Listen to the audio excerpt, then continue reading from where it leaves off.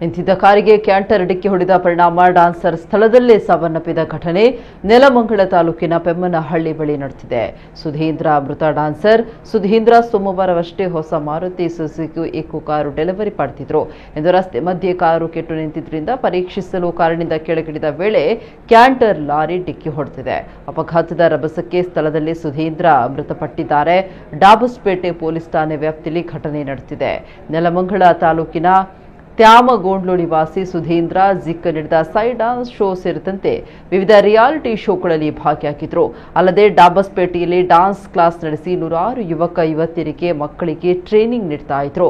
ಜೊತೆಗೆ flower decorator event ನಡೆಸಿ ಜೀವನ ನಡೆಸ್ತಾ ಇದ್ರು.